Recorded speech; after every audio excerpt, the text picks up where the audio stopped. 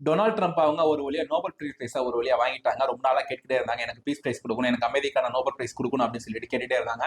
அதே மாரி பார்த்தீங்கன்னா, வடிவேலு அவங்க போயிட்டு இந்த பாத்திரத்த வந்து கப்ப வந்து அடிச்சுட்டு அவரே அவரு குடுத்துப்பார்ல.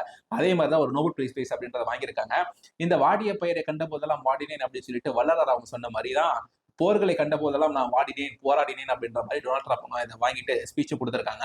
என்ன அப்படின்னா, இந்த நோபல் பீஸ் பிரைஸ் அப்படின்றது நோபல் கமிட்டி பார்த்தீங்கன்னா, உலகத்துல உள்ள எல்லாரையுமே தேர்ந்தெடுத்து அவங்களுக்கு இந்த பரிசு அப்படின்றத குடுப்பாங்க. வெனிசுலா நாட்டை சேர்ந்த பெண்மணி குடுத்திருந்தாங்க. ஒரு 5 செகண்ட் அத திருப்பி சொல்லிடுறேன். ஏன் அப்படின்னா, வெனிசுலா நாட்டுல பார்த்தீங்கன்னா, சர்வாதிகார ஆட்சி நடக்குது. கிட்டத்தட்ட 25, 30 ஆண்டுகளா நடந்துட்டு இருக்கு. அதுக்கு எதிரா பார்த்தீங்கன்னா, அந்த பெண்மணி அப்படின்றவங்க போராடிட்டு இருக்காங்க.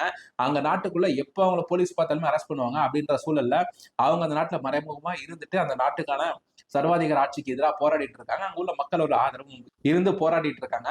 பட் ஆனா டொனால்ட் ட்ரம்ப் அவங்க பார்த்தீங்கன்னா, இந்த பிரசிடென்ட் பொசிஷன்ல இருந்துமே கூட பார்த்தீங்கன்னா, போர்கள நிறுத்துறதுக்கு நெறைய அங்கங்க விஷயங்கள்லாம் நடவடிக்கைகள்லாம் எடுத்தா கூட, அவரே இந்த டாரிஃப்ஸ்லாம் போட்டு இந்த உலகத்தோட குண்டு போட்டு தான் வந்து உலகத்தோட அமைதிய கெடுக்கணும் அப்படின்னு சொல்லி கிடையாது. இந்த மாரி டாரிஃப்லாம் நெறைய நாடுகளுக்கு போட்டு உலகத்தோட அமைதிய அங்கங்க கெடுத்துட்டு தான் இருக்காரு.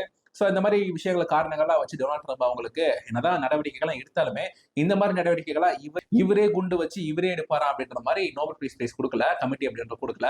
இப்ப டொனால்ட் ட்ரம்ப் அவங்களோட நெருங்கிய நண்பரா இருக்கக்கூடிய ஜியானி இன்ஃபான்டினோ அப்படின்றவர் பார்த்தீங்கன்னா, அவர் FIFA கமிட்டியோட பிரசிடென்ட்டா இருக்காரு. அந்த FIFA மேட்ச்லாம் கேள்விப்பட்டிருப்பீங்களா? Football match.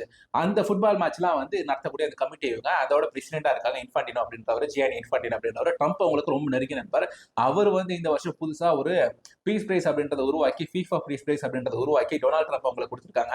ஆக்சுவலா இது வந்து குடுக்கணும் அப்படின்னா டொனால்ட் ட்ரம்ப் அவங்களோட இந்த மாரி வெனிசுலாவை சேர்ந்த அந்த பெண்மணி மாரி நெறைய பேருக்கு குடுத்திருக்க வாய்ப்பு இருக்கு. டொனால்ட் ட்ரம்ப் அவங்களுக்கு குடுக்கறதுக்காகவே நெறைய ரூல்ஸ கொஞ்சம் கொஞ்சமா தளர்த்தி இவருக்கு இந்த பீஸ் பிரைஸ் போணும் அப்படின்ற மாரி விஷயங்கள் குடுத்திருக்காங்க.